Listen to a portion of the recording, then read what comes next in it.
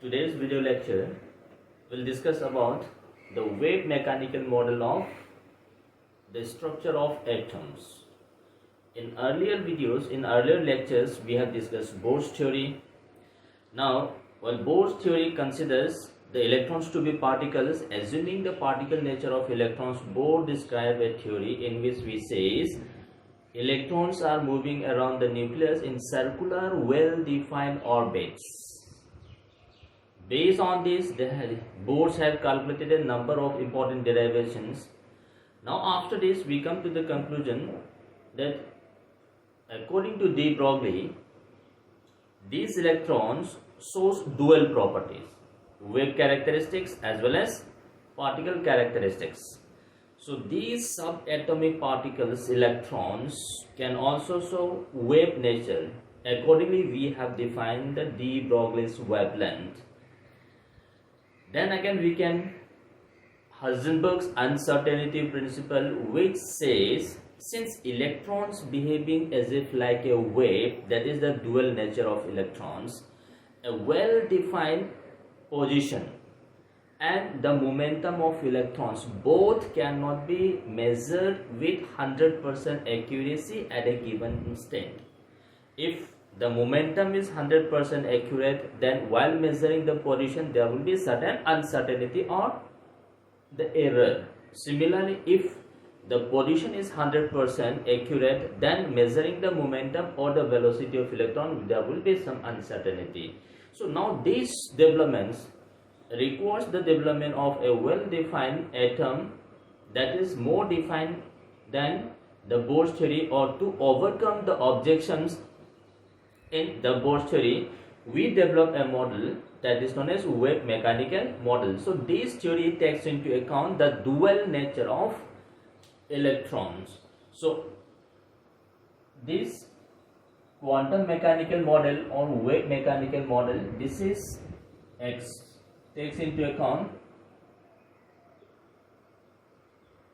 considers dual nature of electron. So that is the wave properties as well as the particle properties considered while deriving at this model. Now this quantum mechanical model is explained by Schrödinger wave equation. Schrödinger wave equation.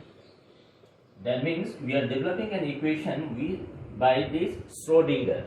So this is the name of the scientist who gave this equation. Now since the electron is behaving as if like a wave, so the wave of electron, the electron wave is expressed similar to that of a standing wave.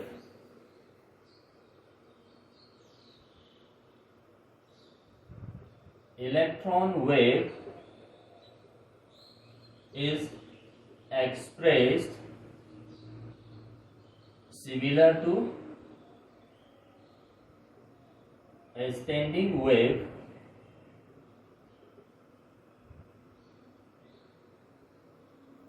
Electron wave is expressed in terms of similar to a standing wave. Now look at it, this we are having a wave. This wave has extension in all possible directions, that is 3-dimensional. So we are going to use a 3-dimensional equation of this electron wave. So the 3-dimensional equation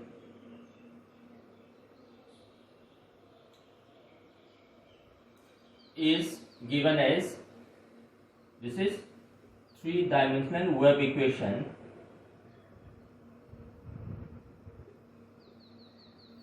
The equation is given as the basic equation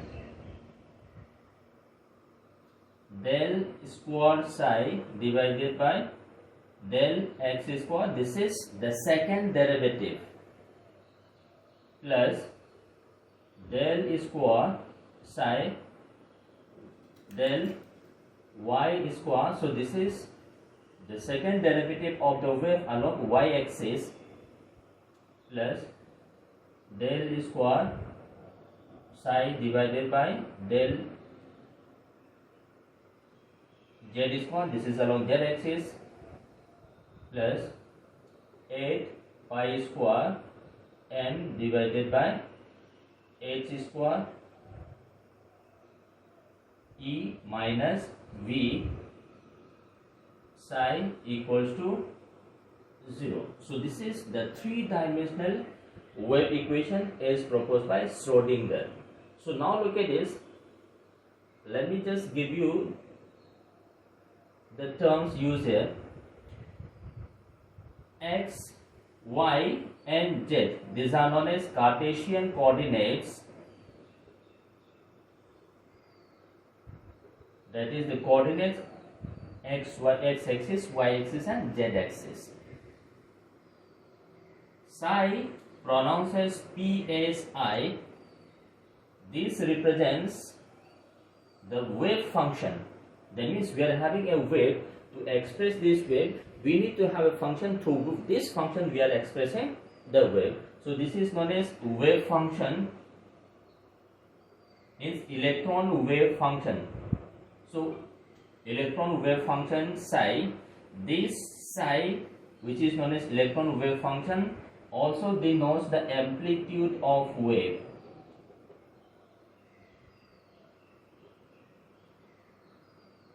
Amplitude of wave.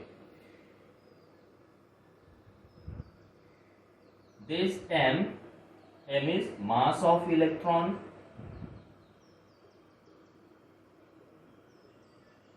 h is Planck's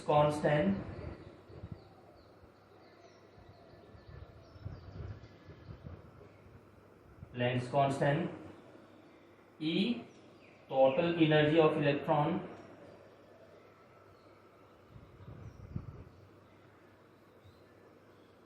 V potential energy of electron,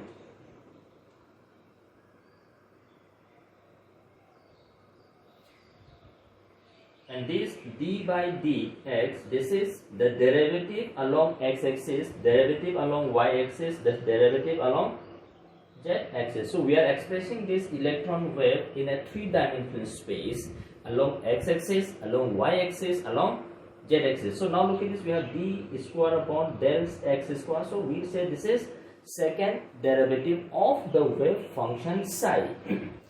Now this equation is a common equation which is used for describing the properties of electron, because we have to solve this equation. Now in order to solve this equation we need an advanced mathematics. Now we are not going to solve this equation, we are just going to use the final that is derived from this equation. Now this equation can be shortened as in this way. This can be written as delta square psi plus a pi square m divided by h square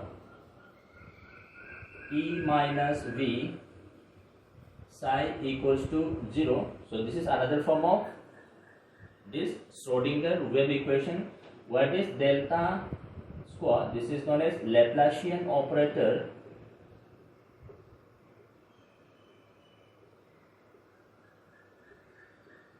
which is equals to del square del x square plus del square del y square plus del square del z square. This is Laplacian operator. So we can express this del square x square, del square by y square, del square by del z square. This second derivative along this x, y and z can be replaced by this Laplacian operation delta square. Now this equation can be further modified in this way. We can write down this in this way: h cap psi is equals to E psi. So this is also known as the Schrodinger wave equation, where this h cap, this is known as a vector quantity, because we are having a look at this cap, this is a vector quantity. So this h cap is known as Hamiltonian operator,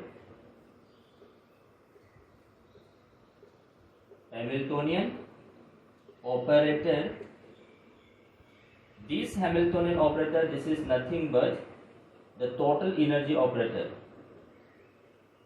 total energy, that is nothing but kinetic energy plus potential energy operated.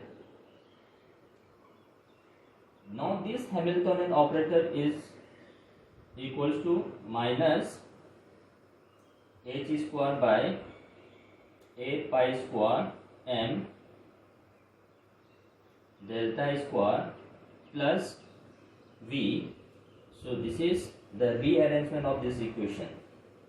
This is the total energy, this is the wave function psi.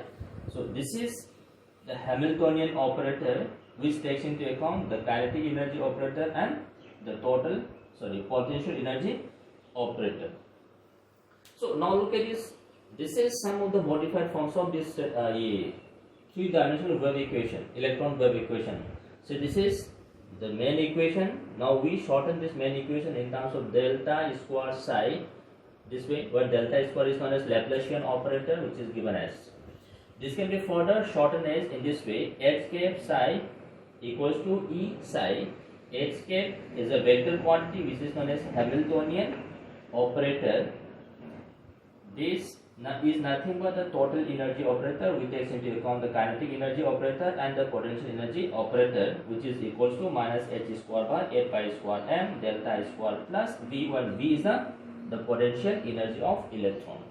Now look at this, we have to solve this equation to get the final values of the atomic orbital.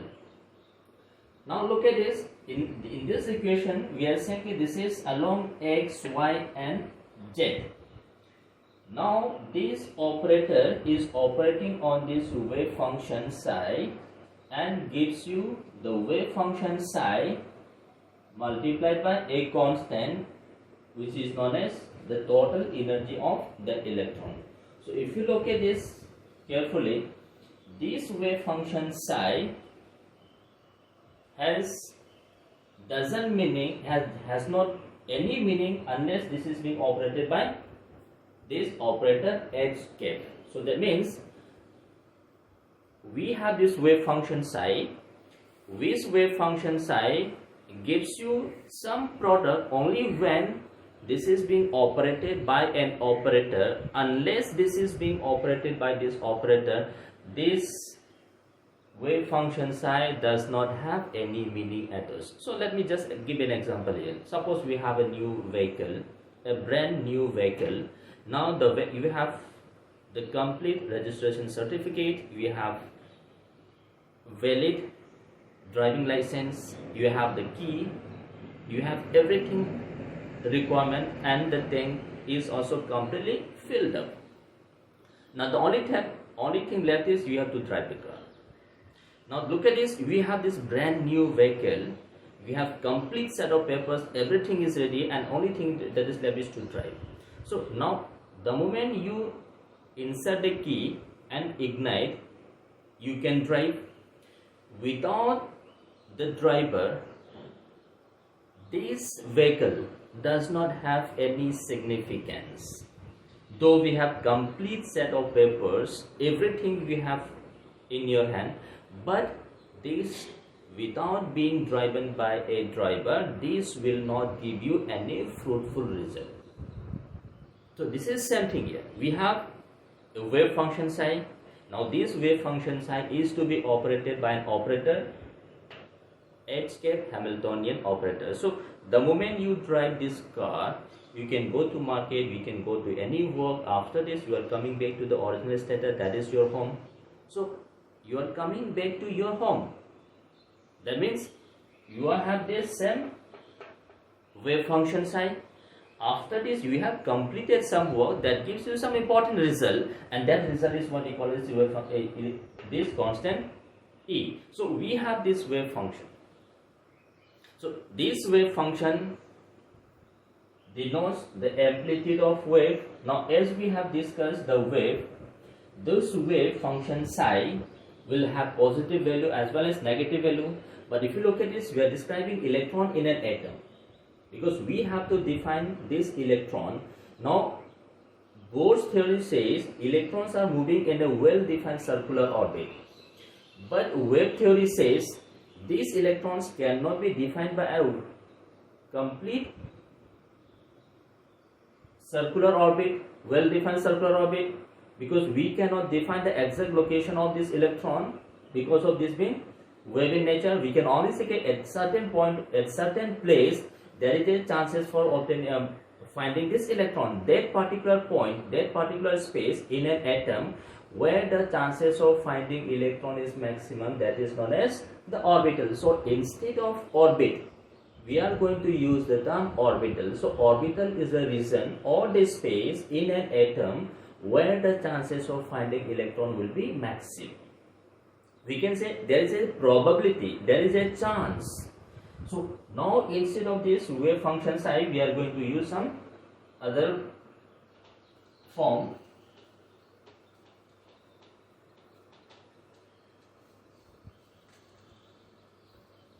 So now this wave function psi, can have positive and the negative value. Now since we are discussing electron, we are finding this electron in an atom, so there is no question of finding say electron probability is negative. Probability can be either 0 or we can have a positive value. That means we can have there is no possibility or we have there is some possibility. So this consequently this negative value does not have any significance. So now look at this being negative, this is not significant. That means we cannot say in an atom the probability of finding electron is negative. So instead of this psi, which can have positive and negative, we are converting this psi into psi square. This psi square represents the probability. So this psi square will always be positive.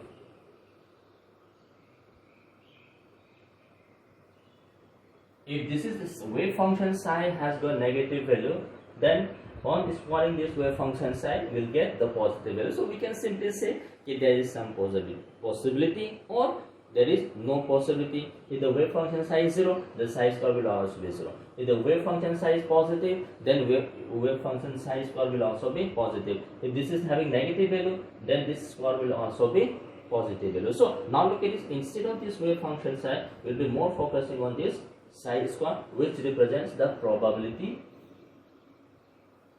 Now this wave function psi has some important criteria, and the criteria for this wave function psi is this wave function psi should be, now look at this, we are deriving this equation in the form of this derivative. So this wave function psi should be single valued. Single valued and finite, because we are describing electron. So for a particular electron we should have only one wave function. That means this wave function psi should be finite and should be having single value. That means for particular electron, for one electron that we are going to describe, for this particular electron they should have a finite value and this should be only single value. Second, this wave function psi, now look at this, we are deriving this equation in the form of derivative. So this wave function psi should be derivable, means if this wave function psi cannot be derivable, then this equation will not be valid.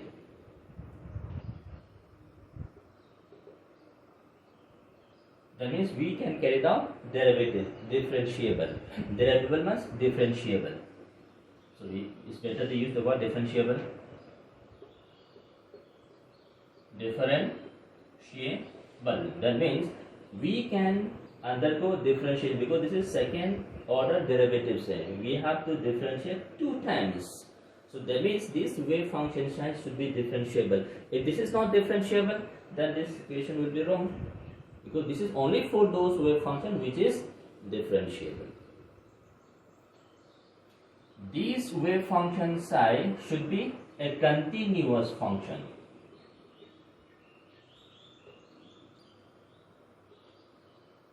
So that means we have a continuous function.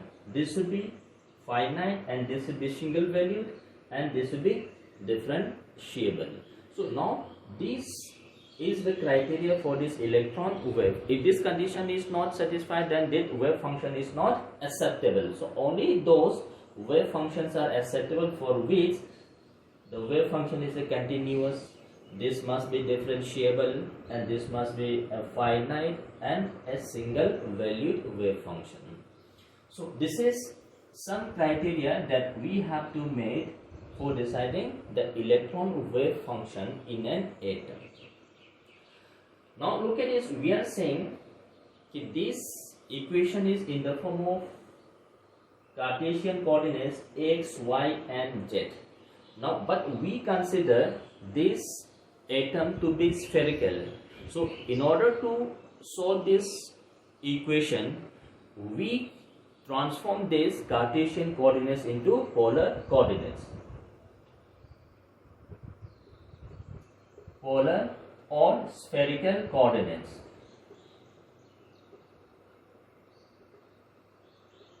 Polar or spherical coordinates.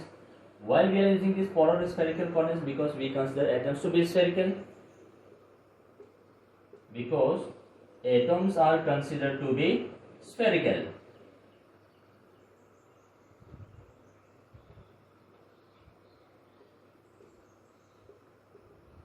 So since atoms are considered to be spherical, it's better to convert these Cartesian coordinates x, y and z into polar coordinates.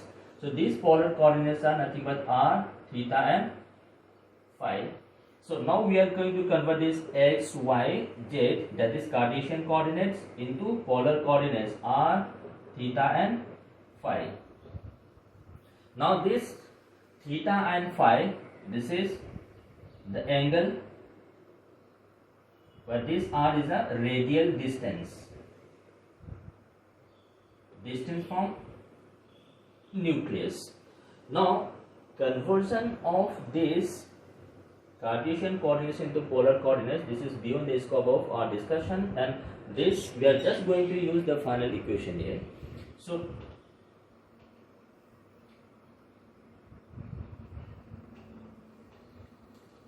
in this conversion, we have looked at this.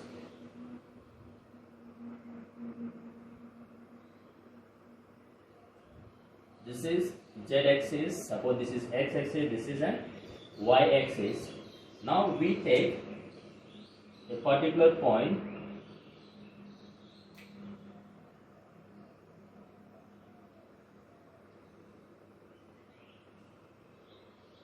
suppose this is r at a particular distance from nucleus, this is the origin, then this angle, this is defined as theta,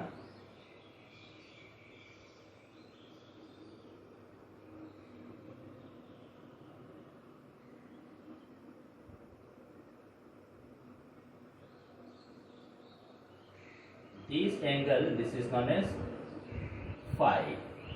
So we have this particular point, this is the distance from nucleus, so this is the angle along this z-axis, this is angle phi. Now look at this, in this we have looked at this Cartesian coordinate, I am just showing the relation between the Cartesian coordinates and this polar coordinates. So x is equals to r sin theta cos phi, y is equals to r sin theta sin phi, and z is equals to r cos theta, such that this is the relation between Cartesian coordinates and the polar coordinates, and this x square plus y square plus z square should be equals to 1. These conditions should be met. Now since we have this Cartesian coordinates converted into polar coordinates via this relationship, we have x in terms of theta and phi, y in terms of theta and phi, and z in terms of theta and phi, and x square plus y square plus z square, this is equals to 1. And then we have now look at this coordinates, a range of coordinates. because we have to define the range of this r, theta and phi. These are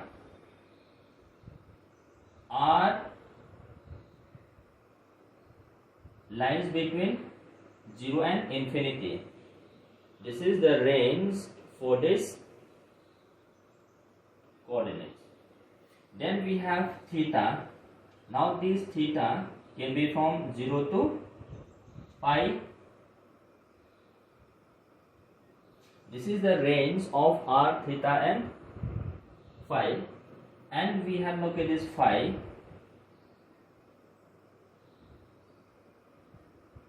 So this is the range of coordinates. So now why we are considering this?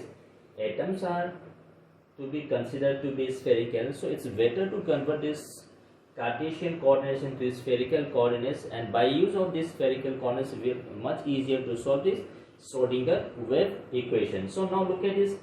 After this conversion into spherical coordinates, the Schrodinger wave equation psi can be written as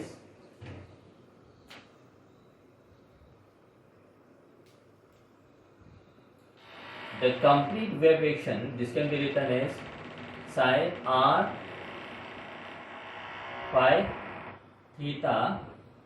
This wave function in terms of r, theta and phi can be split into three different wave functions.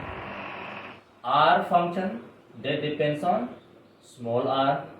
Then we have theta function depending on this angle theta, and the phi function that depends on the angle phi. So we are saying that this can be split into three wave functions: r function, theta function and phi function. Now these are, as I told you, this is the distance from nucleus. So this r, this is known as radial wave function. Radial wave function. This capital R represents a radial wave function. Why this is known as radial wave function? This depends only on the radial distance small r and is independent of theta and phi.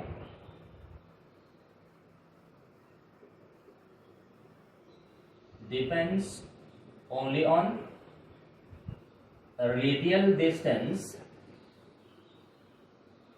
r from nucleus. So if I say this depends only on radial distance r from nucleus, so this is independent of theta and phi. Whereas this theta and phi, this is known as angular wave function.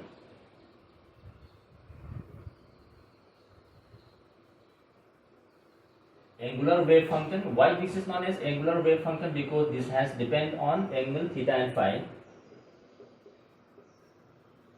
Depends only on angle theta and phi. This has nothing to do with this r. So we classify into this, split into two wave function, radial wave function and angular wave function. So this on solving this radial wave function and angular wave function, will get a complete set of atomic orbitals in an atom. So this has got, so look at this psi, that is the wave function. This depends on the quantum numbers that we are going to discuss later on. N, L, M is equals to, these are radial wave function. This depends on the quantum numbers N and L, and the angular wave function. This angular wave function, we say let is this A, which depends on this theta and phi. So this angular wave function depends on L and M.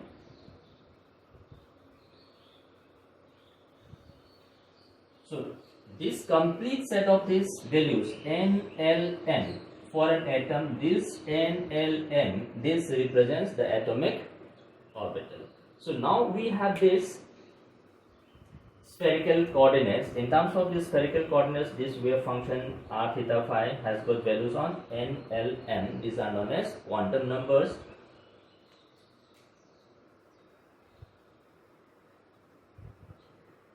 Quantum numbers. So r function depends on n and l.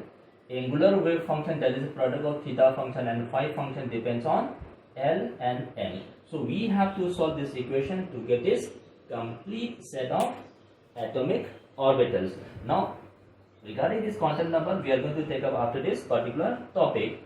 So now look at this, we have this, let's discuss this radial wave function r.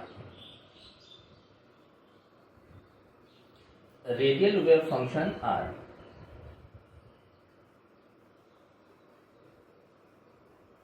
Radial wave function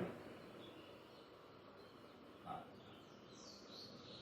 So we are going to, I'm just giving you some graphical representation of some atomic orbitals and we'll compare this.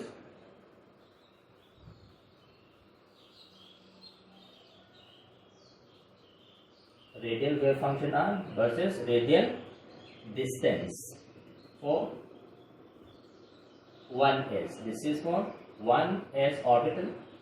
Designation I'll take up later on.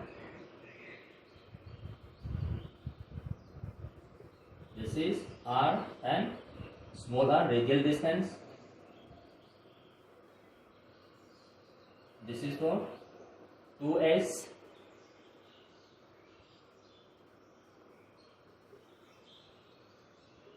R versus R.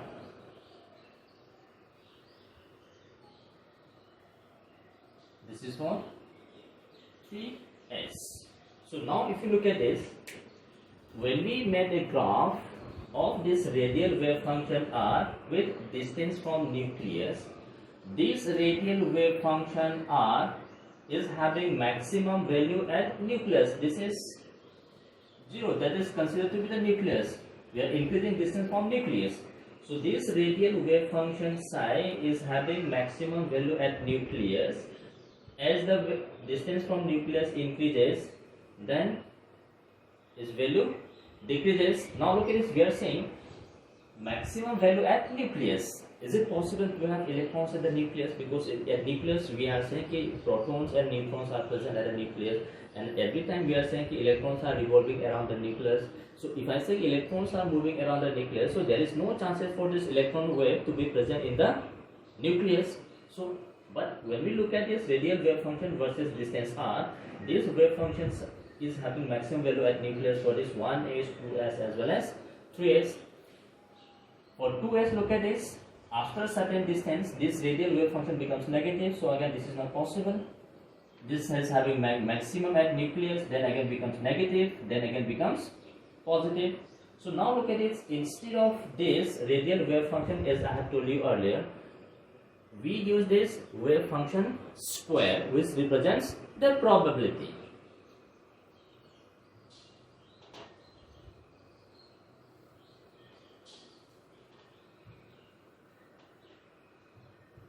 So let's consider this probability. So we have look at this r square versus r. This is r square versus r.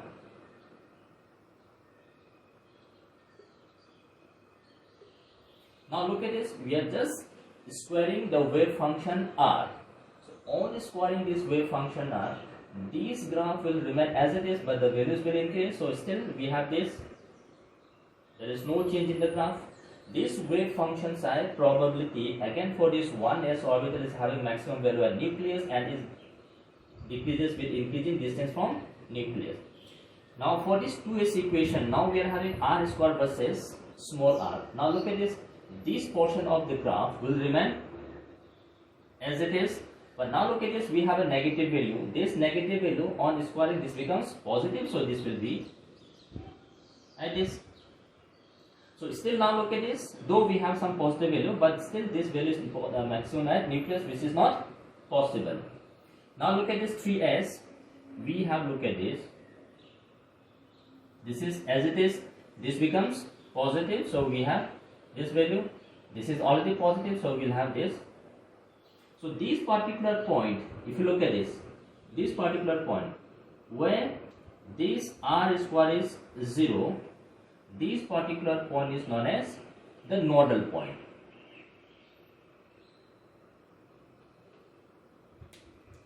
This is known as the node.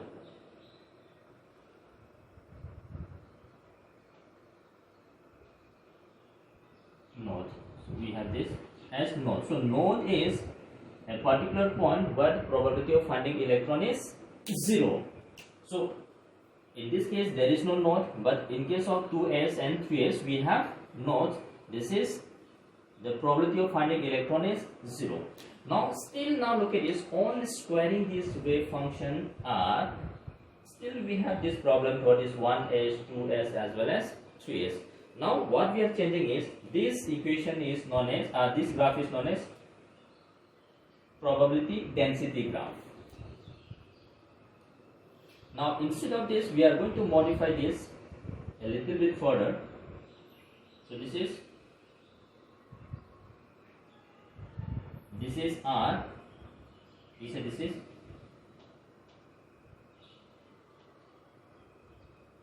four pi r square, this is small function.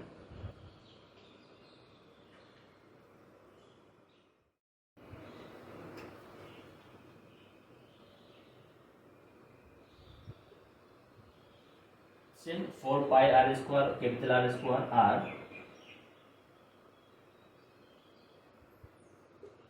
Now we are doing this graph 4 pi small r square, capital R square. R square is a wave function square. This is the radial distance. Now for this 1s, these graphs comes out to be this. And look at this. There is a maximum chance for finding electron. This particular point, or the chances for finding electron is maximum. This corresponds to Bohr's radius.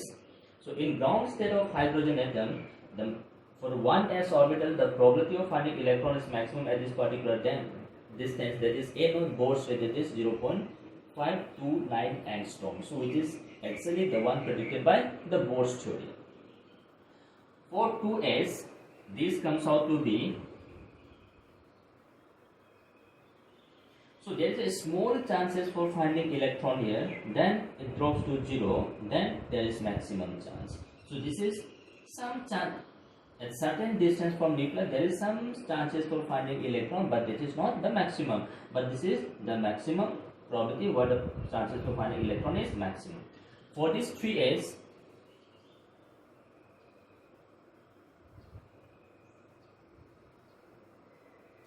there is some small chances for finding electron at this particular point, but the maximum chances is at this particular point. And this, now look at this particular point.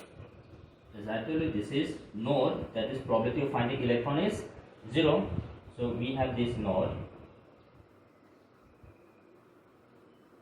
So this is the graph for 1s, 2s and 3s. So now this final graph, this is known as probability distribution graph. This graph, that is 1s, 2s, 3s, this graph is known as probability density graph. Probability density graph for this 1s, 2s and 3s. Means this graph r square versus r, this is known as probability density. This 4 pi r square versus r, this is known as probability.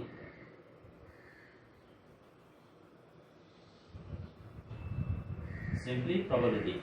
So this probability is defined as the chance probability. This graph is defined as the probability of finding electron in a particular area at thickness between r and r plus delta r.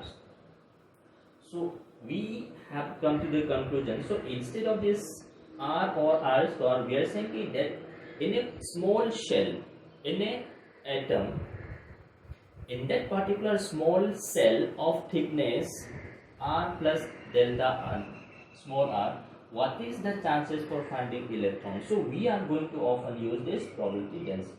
not the probability density but probability distribution graph. So if you look at this is for 1s. Similarly, we can have for this 2p 2p graph. This is for 2p. As far as 2p is concerned, this is r versus r. So the probability of finding electron is 0 here. So we have some chances here.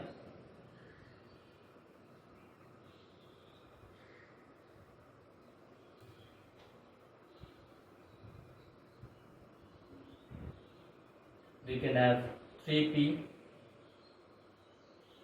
Then we can have. So for this, look at this. I'll just show you the funnel. So 4 pi r square.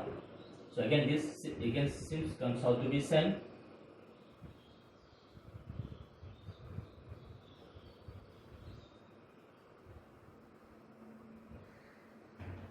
So this is for this particular point is the node. Now this is for 2p, this is for 3p. Then we have the graph for 3d, etc. 3d, this is r versus r. 4 pi r square upon r. This is for 3d. So the problem is simply with this r or r square. So instead of this, we are going to use this probability distribution graph. So if you look at this graph, there are some maximum points. The maximum points in this probability graph